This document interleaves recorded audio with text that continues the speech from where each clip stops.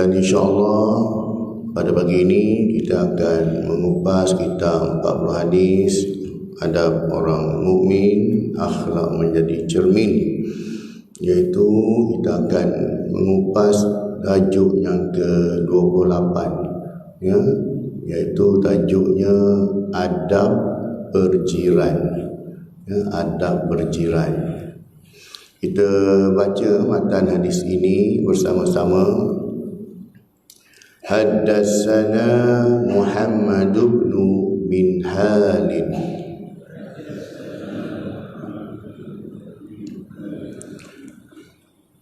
Haddatsana Yazid bin Zurai'in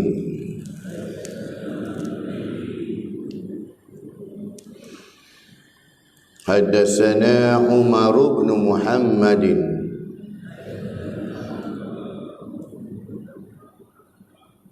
an abihi an ibni Umar radhiyallahu anhuma qala qala Rasulullah sallallahu alaihi wasallam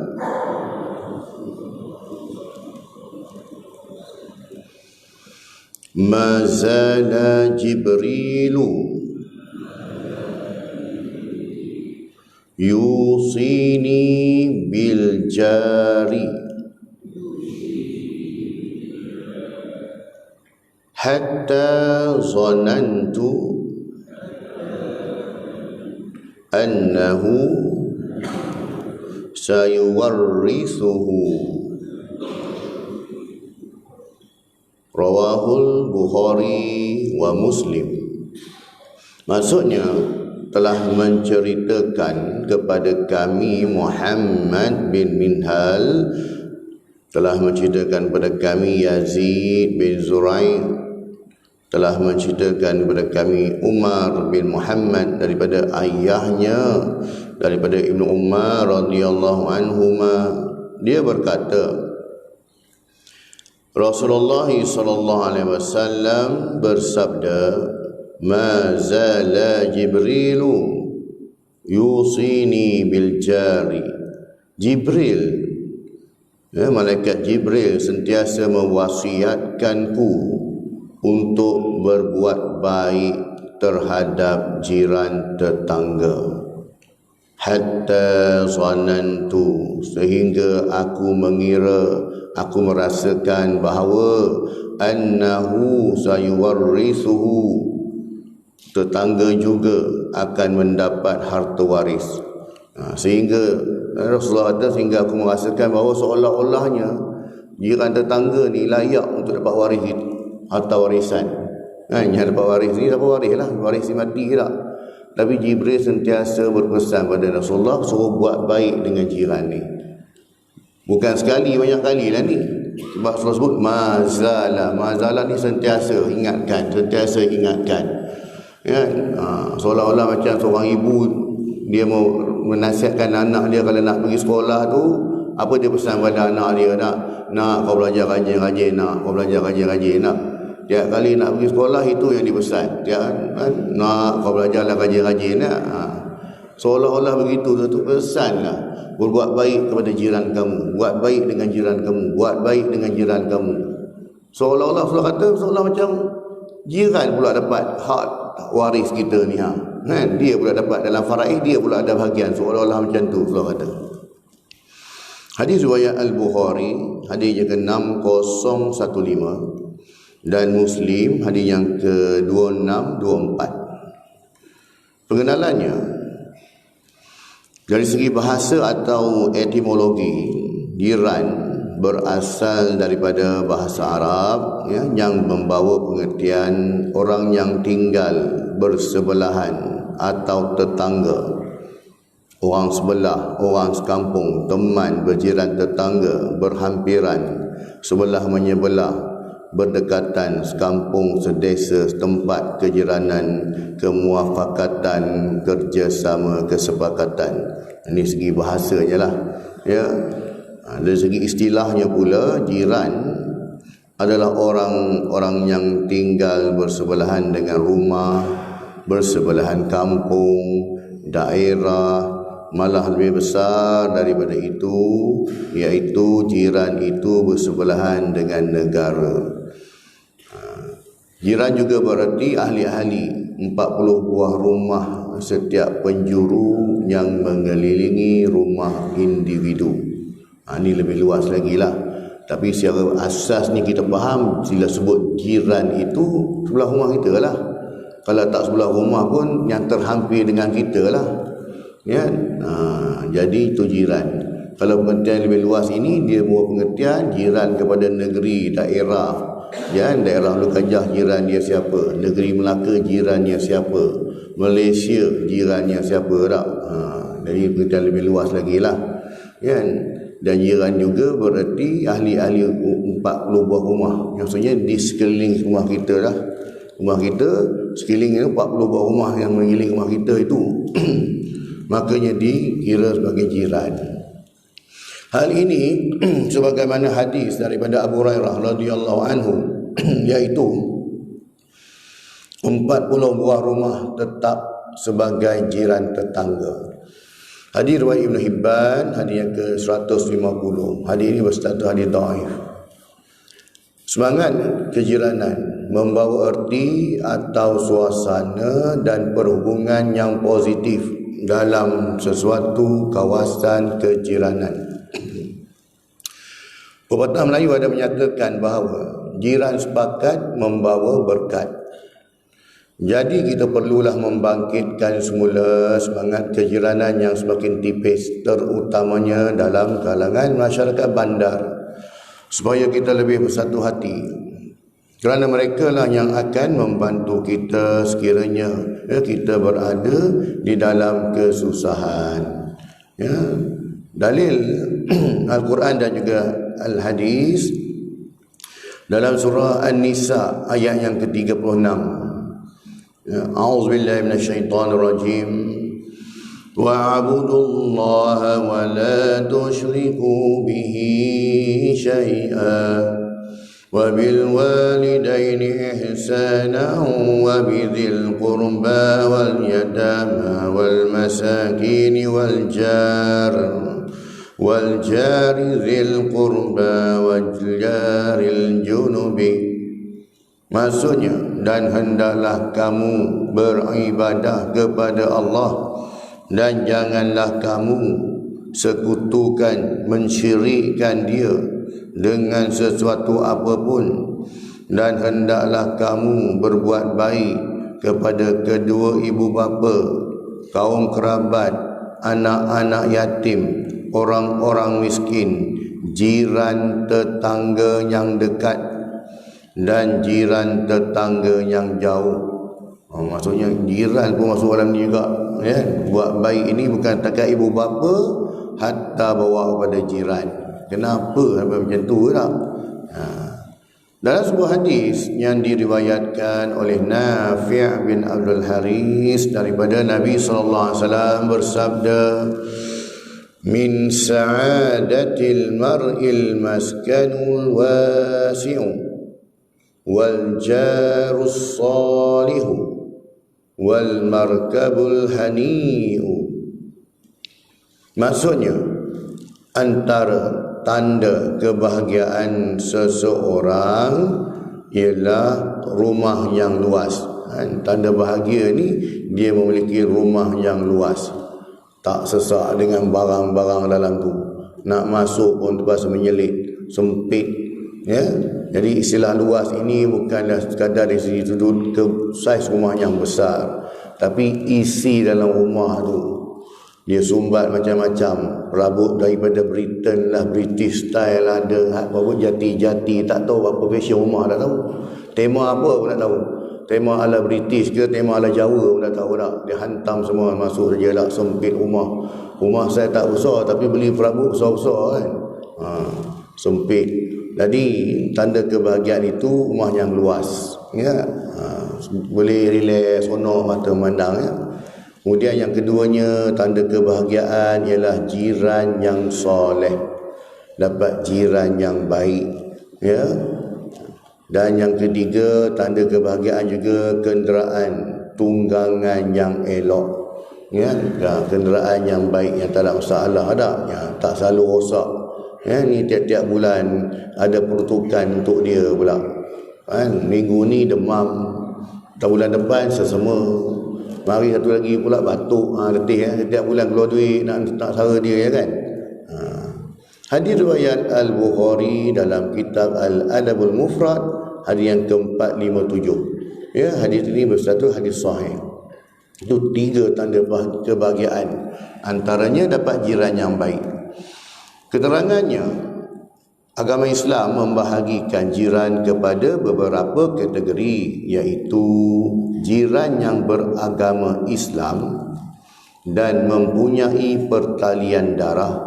Maksudnya kadang-kadang orang tua kita datang bagi tanah tu buat rumah di situ.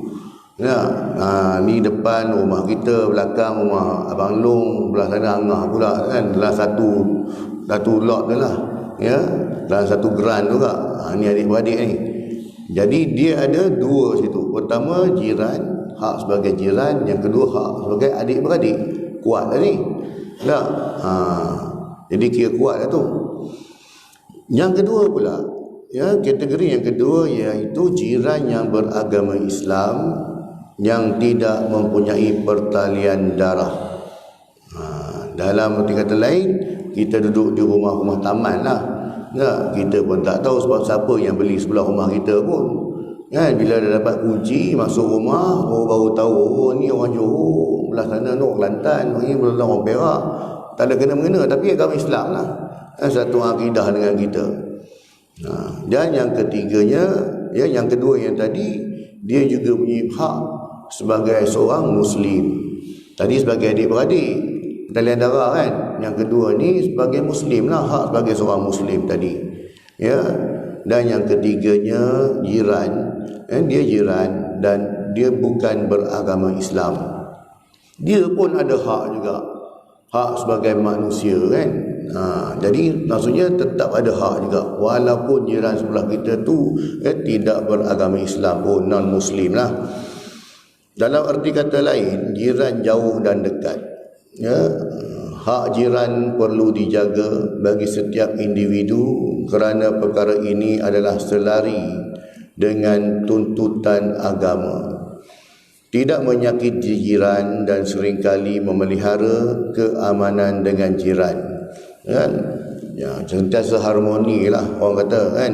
Terutamanya bila rumah berjiran yang sebelah menyebelah ni ya, yang dibatasi dengan tembok saja, dengan pagar saja tak. Biasa rumah-rumah taman kan, makanya kena saling orang kata harmoni lah.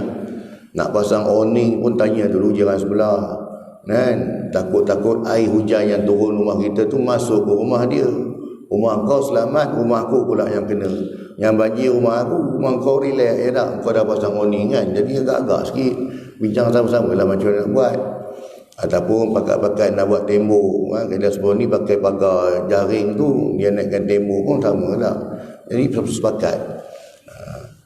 Hal ini sebagaimana hadis daripada Abi Syuraih radhiyallahu anhu bahawa Rasulullah sallallahu alaihi wasallam bersabda, "Man kana yu'minu billahi wal yawmil akhir falyuhsin ila jarihi." Barang siapa yang beriman kepada Allah SWT dan hari akhirat, maka hendaklah dia berbuat baik kepada jirannya. Khas khusus untuk jiran. Hadis riwayat Muslim, hadis yang ke-77. Ya. Bukan dengan sahabat andai lagi tak. Jiran sebelah rumah ni, siapa pun dia, baik dia pada pertalian darah ataupun seakidah atau bukan Muslim, sama je hak dia. Ya. Hormati jiran dan pengamalan mereka selagi mana ia tidak membawa mudarat. Ya, jiran sebelah rumah kita dia pasang tok pekong dia lah kan, warna merah tu letak kan. Makanya itu lakum dinukum waliyadina. Selagi mana tidak memudaratkan, tidak pun tak ada masalah, kan? Sebab dia tidak seakidah dengan kita, kan? Sekalipun jiran tersebut bukanlah beragama Islam, maka menghormati dan tidak mengganggu kehidupan dan pengamalan mereka, misalnya ibadah mereka dalam agama mereka, seperti yang dilakukan oleh orang-orang yang beragama Buddha dengan meletakkan tokong di luar rumah, maka hendaklah dihormati selagi mana ia tidak membawa bahaya dan mudarat. Ya, kadang-kadang dia bakar apa-apa ke, ada niat upacara-upacara, kan? Selagi mana tidak mengganggu kita, beri mudarat tu, makanya kan, tenang-tenang je lah.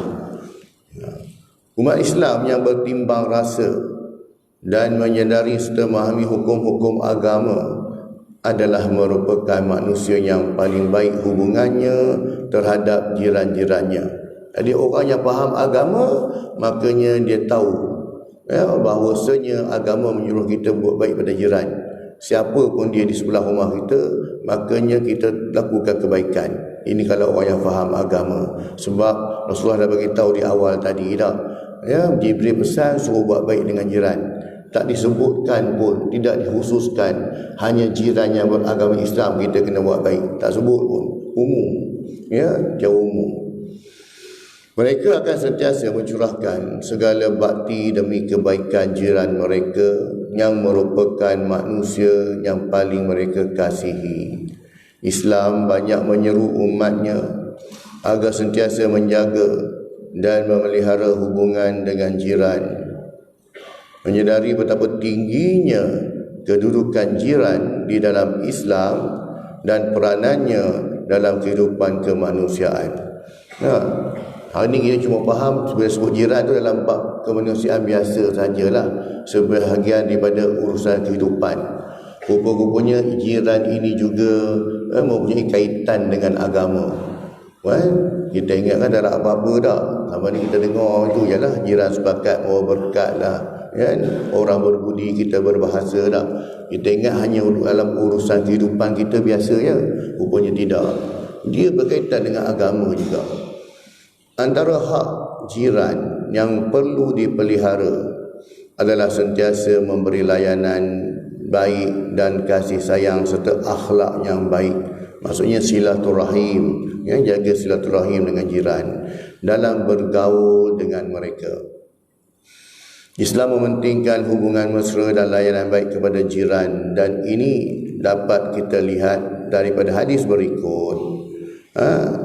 Daripada Abu Dzar radhiyallahu anhu yang menyebut telah bersabda Rasulullah sallallahu alaihi wasallam, wahai Abu Dzar, saya bagi tahu pada Abu Dzar, sekiranya engkau memasak marak ni sejenis makanan Arab lah, sejenis makanan berkuah seperti sup, buat makanan berkuah ni, apa kata Rasulullah, kalau kau masak marak ni, makanan berkuah ini, maka banyakkanlah kuahnya dan berikan kepada jiran engkau.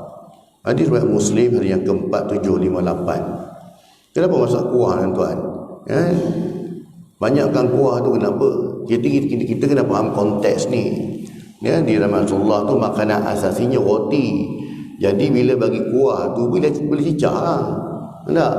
Tapi kalau kita di sini pula banyakkan kuah, bagi kuah saja tak? Nak makan apa dengan nasi? Agak-agak lah pun tak. Ini saya ikut sunnah. Sunnah kata banyakkan kuah, sambil kuah lah ni. Jangan pembaris sangat. Tengok pada situasi dan tempat lah. Negara Arab dia makan roti, tak ada masalah. Banyakkanlah kuah. Sebab dia mencicah roti tu dengan kuah tu. Tak dapat daging pun tak apa, kuah pun jadi.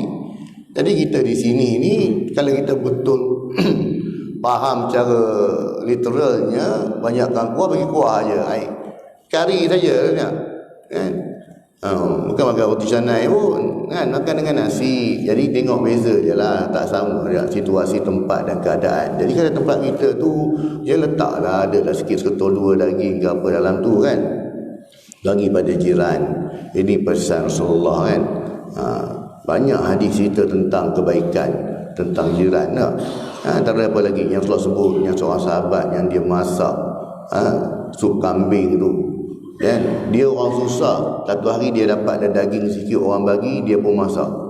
Dia masak, tengah masak dah sedap bau ni tak, ya, maka dia terfikir pula, kita ni makan jiran sebelah makan ke tidak? Aku dengar orang sebelah pun tak makan, bagi pada orang sebelah kan. Orang sebelah pun dapat, fikir juga orang sebelah makan tak makan, dia pusing tak balik pada dia balik kan. Ini Rasulullah bentuk sahabat silaturahim, memikirkan tentang kemaslahatan orang jiran. Tapi macam tu sekali boleh terfikir, dia sanggup dia tak makan ni kan. Kita macam ni lah, jadinya orang kata betul besar sekali lah dapat untung lah, dapat jiran yang baik ni kan. Tapi kalau dapat jiran yang tak baik ni tuan-tuan, jam dapat jiran yang tak baik kan. Contoh apa tuan-tuan, seorang sahabat saya dah cerita lagu hari tu, saya ulang balik lah cerita kisah Abu Dujanah ni dengan jirannya yang munafik kan. Abu Dujanah jiran yang munafik, dapat jiran Islam tapi munafik kan. Siapa Abu Dujanah ni? Abu Dujanah ni dia pahlawan, dia pendekar ya, dalam perang Uhud ya. Dalam perang Uhud Rasulullah bagi tahu pada sahabat, nak naikkan semangat sahabat dalam perang Uhud ini, maka Rasulullah keluarkan pedang baginda. Dah duduk kan, siapa nak tunaikan hak pedang ini, kata Rasulullah pada sahabat. Maksudnya Rasulullah nak bagi pada sahabat, siapa nak tunaikan hak pedang ini? Maka Rasulullah, sahabat-sahabat yang dekat dengan Rasulullah pun bangun. Yang bangun mula siapa? Ya, Sayyidina Hamzah. Ya Rasulullah, aku boleh tunaikan hak pedang ini. Apa hak pedang tu? Bunuh kan. Hak pedang ni kena bunuh, kena lawan. Jadi siapa boleh tunaikan hak ini? Maka kata Sayyidina Hamzah, aku boleh. Tapi kan dia nak pergi ambil, Rasulullah tak nampak. So offer lagi, siapa lagi nak ambil? Jadi bermakna Rasulullah tak nak bagi pada Sayyidina Hamzah kan. Rasulullah nak bagi pada orang lain. Bangun pula Sayyidina Ali, ya Rasulullah, aku boleh. Rasulullah dia pergi ambil, Rasulullah tak nampak. Siapa lagi nak kan. Jadi fahamlah Sayyidina Ali pun Rasulullah tak nak bagi. Offer lagi, siapa lagi nak tunaikan hak pedang ini kan. Ya, sahabat Zubair Al-Awwam pun bangun, aku Rasulullah. Dia bangun ambil, Rasulullah tak nampak. Siapa lagi nak ni, nak buat tak nampak. Jadi fahamlah Rasulullah tak nak bagi kat dia. Jadi semua sahabat ni offer, siapa nak semua nak. Maka bangun Abu Dujanah ni kan, ya Rasulullah kan, aku boleh tunaikan hak ini. Kau ni kan, Rasulullah nak bagi kat dia kan. Jadi Rasulullah bagi pada dia, makanya kau tunaikan hak pedang ini, iaitu kau pergi bunuh musuh dan jangan berundur. Ya Rasulullah, aku akan buat benda tu. Dan Abu Janah ni bila dia dapat pedang Rasulullah, memang satu penghormatan lah. Kena pula dia pun sahabat, bukannya sahabat yang terkenal sangat pun, biasa-biasa je lah. Dapat pedang ni satu benda yang cukup membanggakan dia tak. Dia keluarkan kain sorban warna merah, dia ikat macam panglima lah. Tak tahulah macam Naruto, kita tak tahulah, ikat ini merah. Dan dia bawa pedang tu, dia tunjuk dengan penuh berlagak kan, di hadapan Rasulullah, di hadapan musuh. So tengok dia punya menggayakan pedang tu, seolah kata memang gaya sombong lah. Memang orang tengok ini memang berlagak punya orang ni. Maka sahabat-sahabat lain tak senang hati tengok, sebab Rasulullah macam kau ni berlagak sangat lah. Aku dapat pedang Rasulullah, kau dah punya berlagak ni lah kan, macam tu. Maka kata Rasulullah, perbuatan ini haram di sisi Allah, kecuali di hadapan musuh. Ya, perbuatan berlagak macam dia buat tadi ni haram, di sisi Allah haram. Tetapi di hadapan musuh boleh buat. Nak bagi musuh sakit hati, boleh kan. Nak bagi pihak lawan sakit hati tak, makanya itu dibenarkan dalam peperangan. Ya, dalam peperangan itu boleh nak bagi orang tu sakit hati kan. Makanya yang si Zubair Al-Awwam, sebab dia tak terpilih tadi, dia pun pelik. Aku pun hebat. Zubair pun antara pahlawan hebat. Ya, dia kata pahal ni, apa yang dia ni special ni ya. Jadi dalam perang Uhud tu, si Zubair ni sebab dia kata macam tak puas hati juga, tak dapat pedang kan. Dia pergi ikut Abu Dujanah, apa kau buat dengan pedang ni? Orang duk sibuk perang, dia follow kawan ni. Dia follow budak Dia kata apa? Aku perhatikan waktu perang Uhud tu, Abu Dujana ni dia bawa pedang Rasulullah ni. Dia setiap kali jumpa musuh dia bunuh. Dia tak berundur setapak, dia terus maju. Seolah-olah kita main chess, dia punya tentera kot kan. Tentera mana boleh patah balik kan. Semua kena maju ke depan kan. Macam tu lah kot. Contoh. Ya. Dia pergi ke depan, dia tak patah balik, tak ada undur, dia terus maju sampai dia sampai ke tempat pertahanan ni, tempat-tempat wanita. Maksudnya kaum wanita di belakang sekali. Dia ni tukang bagi semangat pada orang kata dalam game bola keranjang, bola jaring ni yang pom-pom girl tu. Hak tukang sorak bagi semangat ni. Ya. Sampai ke situ dia nampak Hindun. Ya, dia nampak Hindun ke itu. Kan? Hindun isteri pada Abu Sufyan yang bunuh Sayyidina Hamzah. Ya, yang dia suruh Wahsy bunuh Sayyidina Hamzah dalam perang Uhud tu juga. Ini kira pusing yang pertama kan tentera Islam menang. Jadi dia sampai ke situ, maka dia kata dia nak bunuh Hindun. Tapi dia kata tak layak. Pedang Rasulullah ni tak layak untuk bunuh seorang wanita. Dia kata tak padan. Dia simpan balik. Dia balik. Kan? Orang kata dia damai sampai hujung, dia patah balik. Kan? Dia patah balik, ketika tu lepas tu kan berlaku serangan yang kedua, tentera Islam diserang pula. Jadi bila tentera Islam diserang ini pula, makanya tentera Islam defend. Ya. Jadi Abu Dujana ni tadi dia patah balik, dia duduk dekat surau, dia jaga Rasulullah. Kan? Dia seorang tapi diserang bertubi-tubi kan. Jadi memang tak upaya jugalah. Kan? Tapi dia dijaga, dia serang Rasulullah. Kan? Dia pertahankan duduk pada Rasulullah. Ini Abu Dujana. Okey, tak apalah itu cerita dia. Dia ni, Abu Dujana ni bukan orang kaya tuan-tuan. Dia bukan orang kaya. Memang orang miskin, makan pun susah. Kan? Elau pun tak dapat. Kan? Jadi memang orang susah betul. Tapi dia sentiasa jaga solat. Jadi dia ni orang solat kenal. Tapi setiap kali solat, terutama solat subuh, lepas solat subuh dia terus balik. Bila Rasulullah bagi salam, Assalamualaikum warahmatullahi, bagi salam, dia terus balik. Rasulullah pun pelik, kau ni apa hal kan? Kenapa kau tak duduk dulu kan? Duduk relax kan? Wirid apa, balik lah. Jadi Rasulullah pun, satu hari Rasulullah pun jumpa dia dengan Sayyidina Abu Bakar. Jadi bila Rasulullah jumpa Rasulullah Bakar, aku nak tanya kau lah. Engkau ni kenapa setiap kali lepas solat subuhnya, aku bagi salam, kau terus balik. Kau terus bangun, kau terus keluar. Kau ada urusan apa yang penting sangat ni? Menyebabkan kau yang terus keluar ni. Ya Rasulullah, rumah aku ni sekarang ni musim buah tamar tengah berbuah terang. Kan? Jadi di sebelah rumah aku ada seorang jiran. Dia pokok tamar dia betul-betul sepadan dengan dekat rumah aku. Dekat dengan rumah aku. Jadi setiap pagi buah tamar yang masak dia akan jatuh dekat rumah aku. Rumah aku ni tak ada makanan. Ya, rumah aku tak ada makanan. Anak-anak aku pagi-pagi dia bangun, dia buka pintu rumah, dia nampak buah tamar, dia ambil, dia makan. Aku tak nak. Ya, sebab tu aku balik awal, lepas subuh aku terus balik. Aku nak kutip buah-buah tamar yang jatuh dalam kawasan tanah rumah aku ni, aku letak balik dalam kawasan rumah jiran aku. Sebab aku dah pesan pada anak aku, kau jangan ambil dalam kawasan rumah jiran kau ni. Tu dia punya, kau jangan kau ambil. Jadi budak-budak tu faham, yang dalam kawasan jiran tak boleh ambil, tapi yang jatuh dalam kawasan kita boleh ambil lah kan. Dari rumah kawasan kita dia faham macam tu, tapi dia tak nak. Tak boleh. Dia tu bukan hak kita. Sampai satu ketika tu dia beritahu, ketika hari tu aku terlewat balik, aku sampai rumah, anak aku tengah ambil, dia dah masuk mulut dah buah tamar itu. Dia tengah kunyah, aku korek balik buah tu dia dah. Aku tak bagi. Nak, kau jangan malukan ayah di akhirat esok nak. Ya, aku dah berjuang banyak, kau jangan malukan buat leceh tak. Di akhirat esok, bila mana dia punya amalan dipaparkan, Abu Dujana seorang pahlawan Islam yang hebatnya tu, lain kali ada cerita buruk sikit. Anak makan rumah jiran, ambil hak jiran kan. Dia tak nak, dia nak rekod bersih. Dia kata, aku korek balik kerana anakku menangis sebab lapar nak makan. Aku tak peduli, aku korek balik, aku keluar balik, aku bagi tahu dia, kau jangan malukan ayah nak. Ya, esok di akhirat kau jangan malukan ayah esok. Rekod buruk, rekod ni.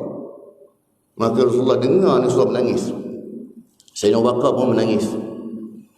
Maka Rasulullah beritahu, kau pergi panggil jiran kau datang sini. Kan? Jumpa dengan Rasulullah. Ya, rupa jiran dia pun orang Islam, tapi orang Islam yang munafik. Kan? Jadi Rasulullah beritahu dia, oh, kau punya pokok ni kena pada rumah Abu Dujanah ni kan. Ya betul, sepadan. Rumah saya sepadan ni, setengah buah tengah cantik sekarang ni, buah baik kan. Okeylah macam ni. Apa kata aku beli pokok tamar kau ni dengan harga 10 kali ganda. Kan? Yang mana balasannya ialah, ya, pokok tamar ini nanti buah-buahannya akan menjadi mutiara, ya, dahannya akan menjadi, ya, batu delima lah, macam-macam. Kan? Ni bila dapat? Di akhirat esok. Di akhirat, di syurga esok kau dapat. Minta maaf, kata orang munafik ni. Ya, engkau kalau nak offer kat aku 10 kali ganda, tapi bayaran esok di akhirat, tak payah lah memang. Itu di akhirat, akhirat punya cerita. Aku nak sekarang. Itu akhirat punya cerita lah. Ni sekarang ni aku dapat apa? Takkan aku bagi buta-buta macam tu kat dia tak? Kau cakap akhirat 10 kali ganda kan? Ya. Maka dia kata dia tak setuju, tak mau aku lah. Akhirat lah. Ini munafik ni perangai. Yang cakap tu Rasulullah, bukan sahabat cokian-cokian yang cakap. Rasulullah yang bagi jaminan pada dia, kau bagi pokok daripada jiran kau ni, kau punya ganjaran kau dapat sebatang je pun. Tak berkira punya hal. Maka bila Abu Bakar dengar ni, dia kata apa, okeylah macam ni, aku beli sekarang pokok tamar kau dengan nilai 10 kali ganda, dan bukan dengan harga durian kampung, tapi dengan harga durian musangking. Dia punya contoh, ya, pokok tamar dia taraf durian kampung je pun, kan, sekilo RM2 je, RM12, RM20 tak, aku tak beli dengan harga ni. Walaupun kau punya pokok tamar ni taraf durian kampung, tapi aku beli dengan nilai musangking 10 kali ganda lagi tak? Kau nak tak? Uish, nak lah, siapa tak nak? Okey, settle, bayar, aku bagi sekarang. Dia tu bagi. Tu orang munafik kan. Ya, dia tak nampak akhirat, dia nampak dunia dulu. Padahal Rasulullah dah bagi jaminan dah ni. Ya. Jadi bila Rasulullah beritahu, okey, Abu Dujanah, mulai hari ni engkau dan anak-anak kau boleh ambil buah di sini sebab itu kau punya. Sebab pokok ni dah jadi hak milik kau boleh ambil anytime saja, tak ada masalah. Itu hak engkau. Dengan pokok-pokok, dengan tanah saya yang itu kau punya. Maka Abu Dujanah pun alhamdulillah, syukur, terima kasih banyak. Jadi anak dia ni tak lapar nanah depan ni. Tak lapar lagi dah. Dia pun balik rumah. Jadi bila di rumah malam tu, si munafik ni cerdik. Orang munafik kan, dalam buat pona-pona memang dia pandai. Dia kata apa kat bilik orang rumah dia tak? Kau ingat aku nak bagi pada tu, minta maaf lah. Esok pagi-pagi, waktu sebelum subuh, aku akan kutip siap-siap. Mana-mana buah yang jatuh, aku ambil siap-siap, tidak mahu masuk semua. Tinggal buah yang dah jatuh je. Tak? Dia akan buat macam tu, dia kata kan. Dia yang rencana dia. Tak ada aku bagi sebiji pun kat dia. Jatuh aku ambil kan. Maka bagi esok tu, waktu orang munafik tu nak pergi pagi lagi, dia nak ambil buah tamar yang jatuh itu, dia terkejut besar. Sebab apa? Pokok tamar ni telah berpindah di hadapan rumah Abu Dujanah. Dan dia tengok pada tapak yang bekas tapak tamar, tak ada kesan langsung pun dicabut, dia apa semua. Allah pindahkan terus depan rumah Abu Dujanah tu. Terus masuk dalam geran tanah Abu Dujanah, bukan geran rumah dia lagi dah. Tu mukjizat Nabi SAW. Tapi macam tu sekali tengok, busuk tak busuk hati munafik macam tu, lalas kali Allah buat apa? Pindahkan terus, ambil kau. Jadi memang tak boleh nak claim lagi dia punya pokok. Tak boleh nak claim lagi dah. Sebab betul-betul dah masuk dalam tanah punya depan rumah dia. Buka pintu tu ambil, ya senang, relax. Kan? Macam tu sekali kan. Tu dapat jiran yang tak baik. Nak, bila dapat jiran yang tak baik ni, semua benda dia berkira. Tak boleh nak tolak langsung tak. Sebab tu banyakkan orang dapat jiran yang baik. Pengejaran hadis ini, berdasarkan hadis ini dapatlah kita fahami bahawa adalah diharuskan untuk kita berkomunikasi dan melayan jiran dengan baik. dan tidak melakukan perkara yang akan mengganggu mereka atau menyebabkan mereka tidak menyukai kita. Sebagai contoh, kita sepatutnya bersikap prihatin mengenai tahap kebisingan pada waktu malam atau menjaga tanaman dan kebersihan di luar rumah kita. Tahap kebisingan ini biasanya waktu malam lah, waktu hari kendara dia karaoke sampai pukul 12 tengah malam, kan? Macam-macam daripada lagu dandut sampai lagu pop, lagu Korea pun dia sapu juga sampai tengah malam. Kalau suara sedap kita pun boleh tahan juga dalam telinga tu, tapi ni semua suara ke laut, kan? Jadinya hak kejiranan, tengok jiran ada anak kecil ke tidak, ada ya, tengok suasana ni. Dan menjaga tanaman, pokok-pokok rumah kita saya sebut tadi dah. Kalau pokok rambutan kita ke pokok buah kita masuk ke tanah sebelah kita dah, makanya kita bagi tahu macam tu lah. Ya, nak potong kan sayang, kan? Takut pokok tu merajuk pula nanti. Jadi kata begitulah, yang mana buah yang masuk ni ambil awak kan, tak apa, tak kisah dah. Ya. Kemudiannya kita juga harus bersikap ramah dan saling mengalu-alukan agar jiran kita maklum bahawa kita sudi membantu mereka sekiranya mereka perlukan pertolongan. Daripada hanya keluar masuk rumah tanpa menegur jiran, ada baiknya kita berbual pendek apabila berselisih di luar untuk menunjukkan yang kita ambil peduli dan bersifat terbuka dah. Balik rumah tengok jiran baru balik, tanya baru balik, kan? Ya, sembang-sembang lah, kan? Kalau jiran kita pun dia tak sama pasukan bola sepak yang dia sokong pun, maka carilah tajuk-tajuk yang harmoni. Ya, kita tahu dia penyokong MU selalu masuk gol, kan? Jadi jangan cari pasal, cari tajuk-tajuk yang harmoni lah.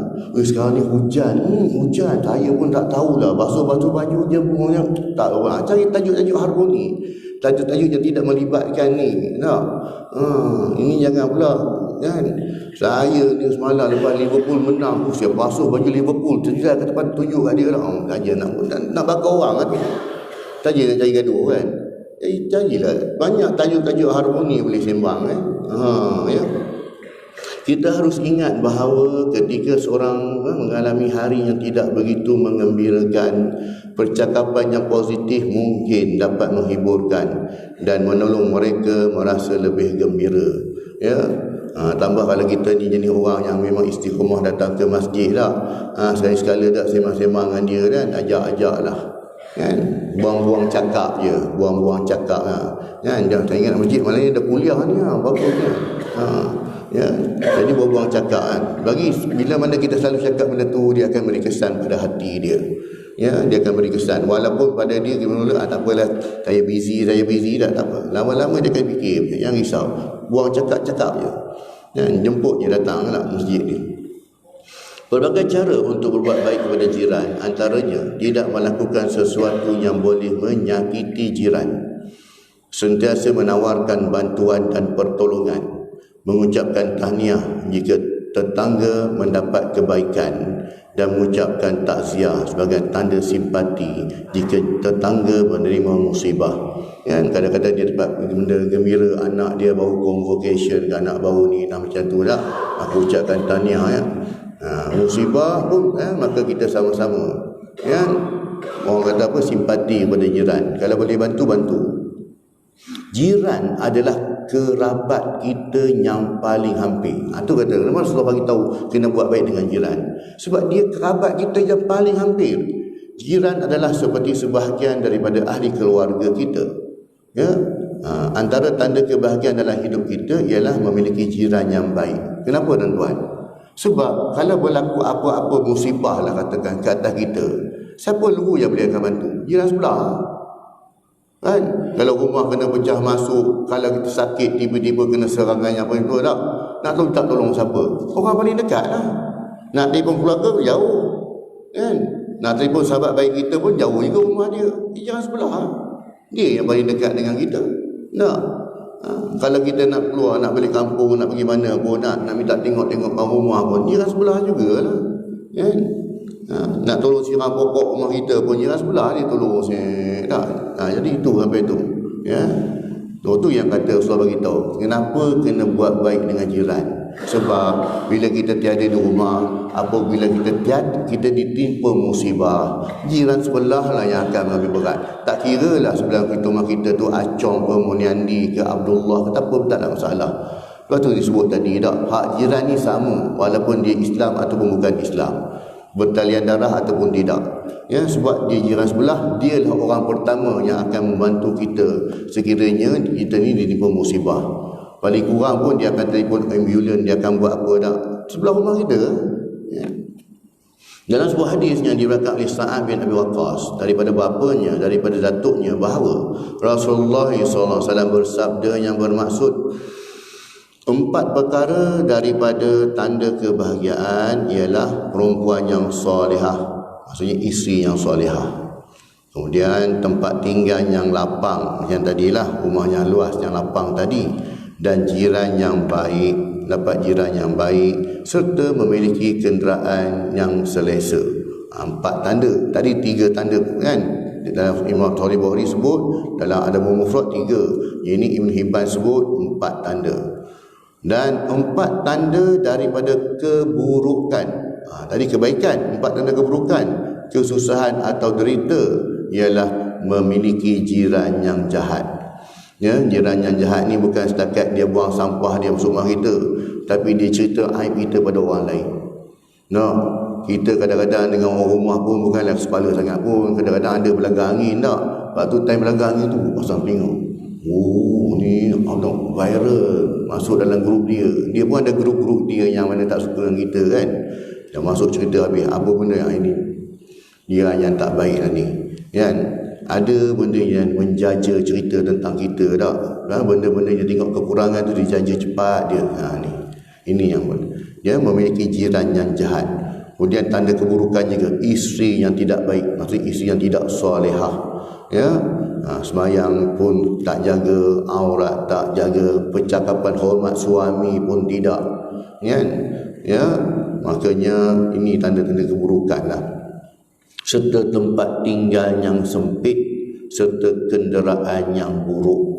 Hadis riwayat Ibn Hibban, hadis yang ke-4032.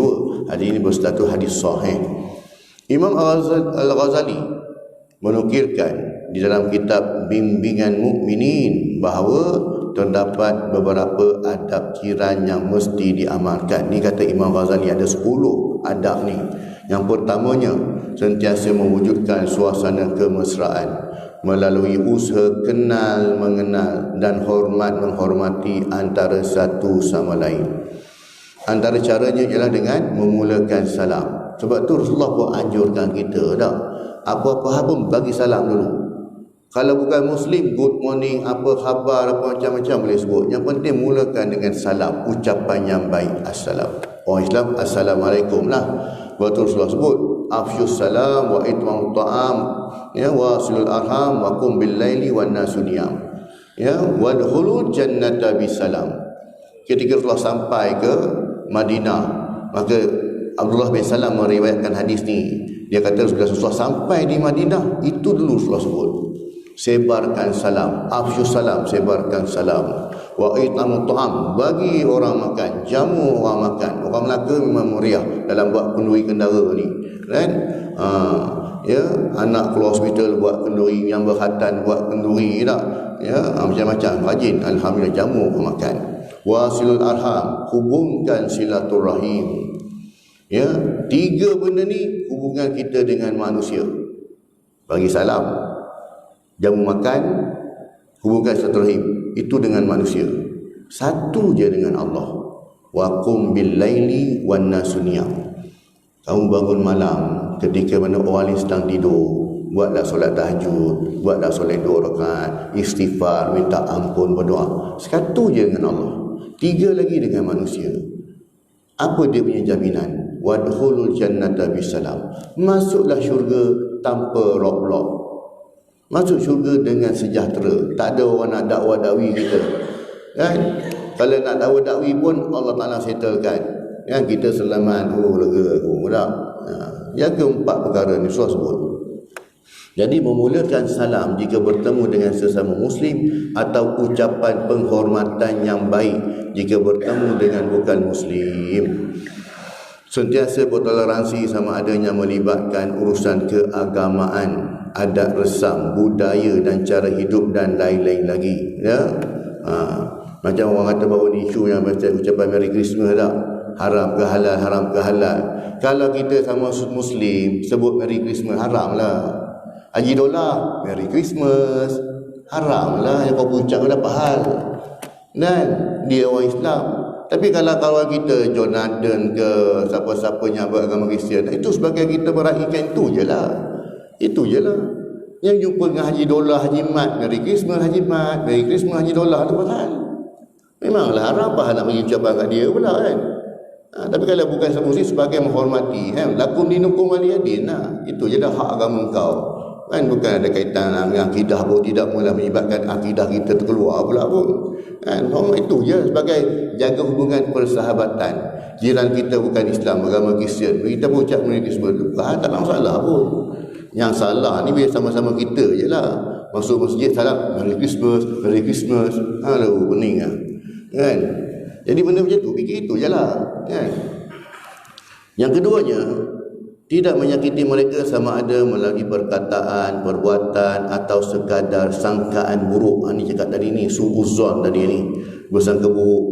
Kawan tu beli perabot baru pun sangka buruk. Macam mana dia layak beli ya? Padahal dia ni bukan yang orang kaya sangat pun tak boleh beli. Ada je benda tak, benda tak betul kan. Kawan tu buat dia sikit lah, jadi payah ya, dia sangka buruk. Itu je cakap tadi. Bila dia hantar makanan rumah kita, makanan tak habis, patut tu bagi kita, dapat bekas-bekas dia je.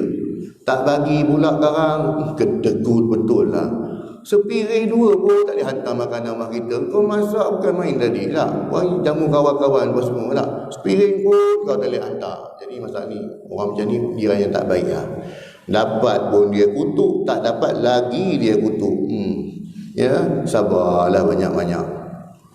Jiran yang jahat dan tidak berakhlak digambarkan sebagai lembaga hitam yang telah dirasuk syaitan sehingga tergamak melakukan kejahatan dan kedurjanaan sehingga menimbulkan ketakutan dan kegerunan kepada insan lain. Ini ibarat kata Imam Ghazali lah.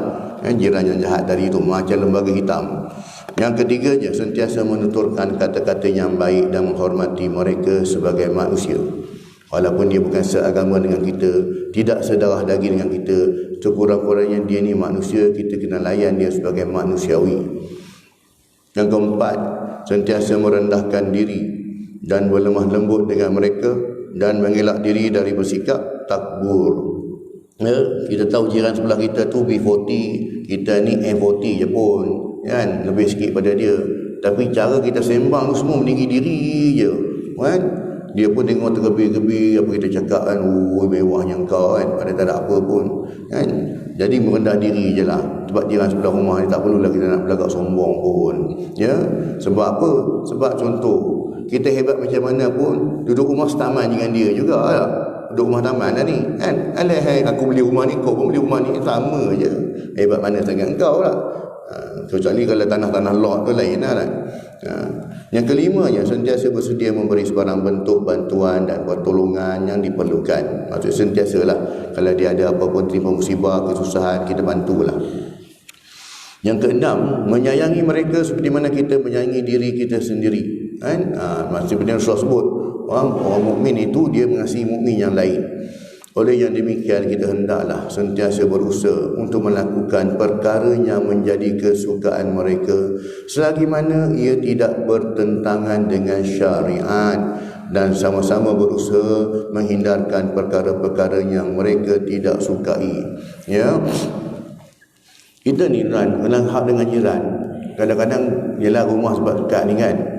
Dan kadang-kadang cara kita bersin, kadang orang sebelah rumah dia punya bersin tu Masya Allah, satu taman boleh dengar punya nak bagi tahu aku sedang bersin sekarang. Hacung pun tutup-tutup lah bagi dia kata. Kita pun tak tahu ada sebelah rumah jiran dia baru dia nak healing tak, tiba-tiba ketung dengan ni kan. Jadi tengoklah ya, Nak buat kerja rumah tu, nak ketuk sana ketuk sini pun buatlah pada waktu siang, waktu-waktu yang sesuai lah. Ya. Yang ketujuhnya, sentiasa mengambil berat dan bersimpati terhadap segala permasalahan yang mereka sedang hadapi, sama ada yang berkaitan dengan masalah keagamaan, kekeluargaan atau rumah tangga, kejiwaan, kesihatan, pelajaran, keuangan, makan, minum dan sebagainya. Sentiasa mempamerkan akhlaknya mulia sesama jiran sehingga akhirnya melahirkan hubungan kejiranan yang lebih mesra dan lebih akrab. Yang ke-8-nya, tidak memandang rendah dan saling menghina sesama jiran. Sebaliknya, hendaklah sentiasa hormat menghormati dan saling menghargai, termasuklah menghargai dan berterima kasih terhadap apa jua pemberian, khidmat dan pertolongan yang diberikan. Yang ke-9-nya, mengutamakan jiran yang terdekat rumahnya dengan rumah kita. Penetapan jiran terdekat ialah 40 buah rumah yang berada di sekeliling rumah kita, sama ada kiri, kanan, hadapan dan belakang. Keliling lah, itu jiran. Yang ke-10-nya, sentiasa berusaha mewujudkan suasana aman, damai, tenteram, sejahtera dan ceria dalam kehidupan berjiran.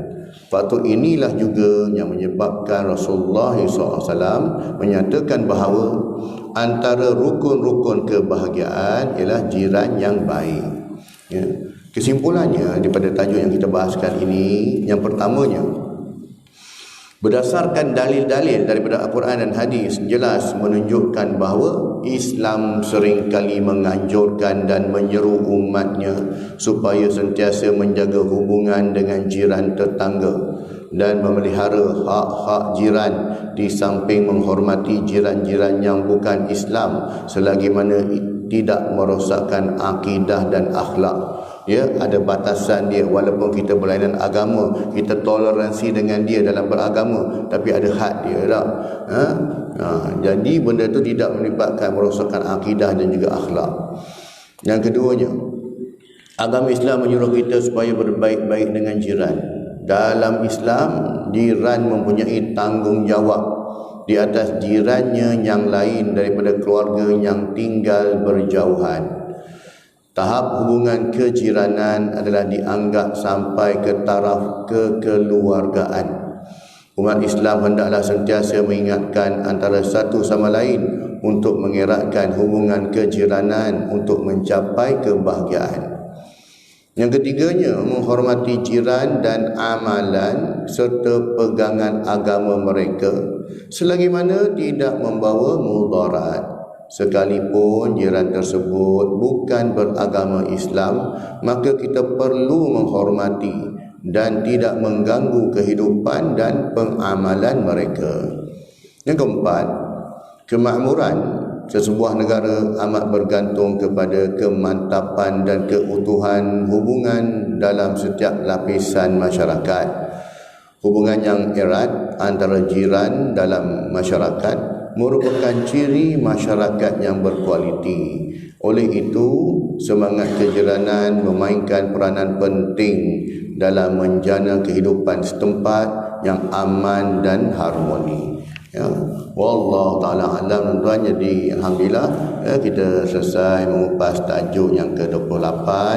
Insya-Allah pada kuliah akan datang kita akan mengupas pula pada tajuk yang ke-29, iaitu adab dalam pergaulan. Sungguhnya apa yang baik itu pada Allah SWT, sebab kelemahan dan kekurangan saya mohon ampun dan maaf daripada kelemahan diri saya sendiri. Semoga Allah Ta'ala kurniakan kepada kita kefahaman dan juga kekuatan untuk kita amalkan dan sampaikan, insya-Allah. A'udzubillahi minasyaitonirrajim. Bismillahirrahmanirrahim. Alhamdulillahirabbil alamin wassalatu wassalamu ala sayyidina Muhammad wa ala alihi wa sahbihi ajma'in. Allahumma rabbana zidna ilma warzuqna al-fahma wa amalan maqbula. Allahumma ij'al jam'ana hadza jam'an marhuma wa tafarruqana min ba'dihi tafarruqan ma'suma. Allahumma rabbana atina fid dunya hasanah wa fil akhirati hasanatan wa qina adzaban nar. Wa sallallahu ala Muhammad wa ala alihi wa sahbihi wa baraka wa sallam. Walhamdulillahil alamin. Subhanakallah wa bihamdika asyhadu an la ilaha illa anta astaghfiruka wa atubu ilaik. Assalamualaikum warahmatullahi wabarakatuh. Afiq dia tunggu